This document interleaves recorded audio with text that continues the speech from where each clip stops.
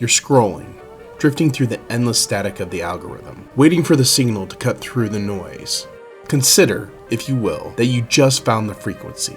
You've just stepped off the timeline of the everyday, into the space where the forgotten history and the hidden truths finally touch down. There's the story you know, and then there's the airspace we're about to enter. Check your coordinates, because you're heading towards the landing point.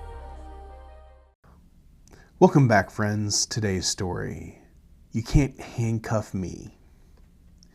It was the mid-1960s. A young man from Pittsburgh had come to New York City to study under the legendary Lee Stansberg. Let's call him Chuck. Chuck was a serious actor.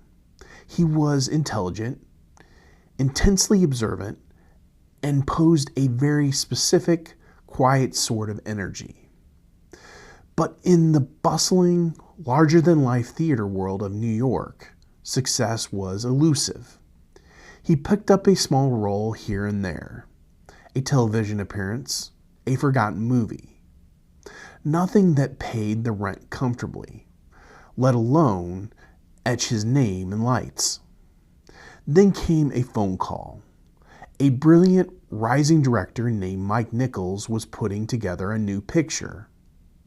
It was a quirky story about a recent college grad who didn't quite know what to do with his life, who finds himself adrift in the California sun and entangled with an older woman. Mike Nichols had seen Chuck act, and he decided right then and there that Chuck was the guy. Chuck was offered the lead role. For a struggling actor, this wasn't just a break, it was a lottery ticket. The script was brilliant. The co-star was the established, formidable Anne Bancroft. This was the kind of role that makes careers overnight.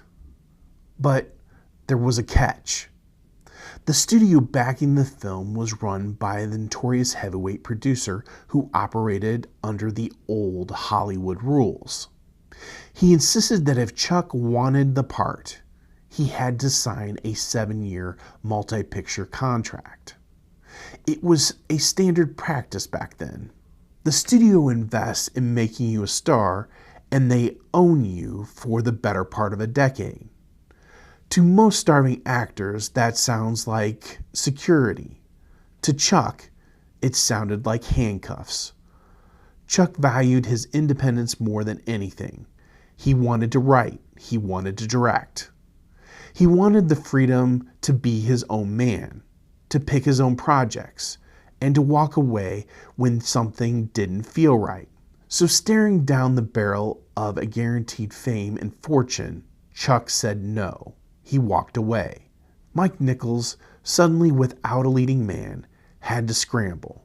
He went back to the drawing board and eventually found another unknown, a quirky, slightly awkward stage actor named Dustin. The movie, of course, is The Graduate. Dustin Hoffman took the role of Benjamin Braddock and became a global superstar overnight. And Chuck?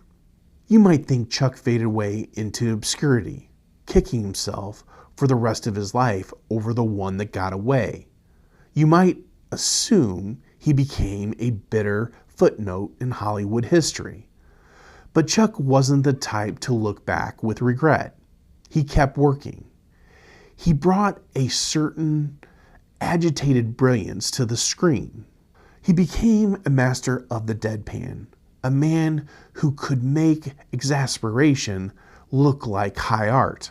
You saw him try to abandon his new wife on their honeymoon for Sybil Shepherd in The Heartbreak Kid.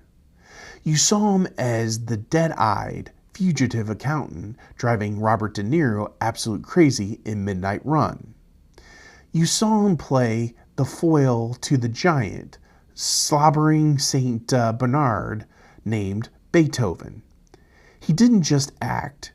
He wrote best-selling books. He hosted talk shows. He became beloved, cranky, utterly unique voice in American entertainment. He was the man who turned down the role of a lifetime so he could build a lifetime of roles on his own terms. His name is Charles Grodin.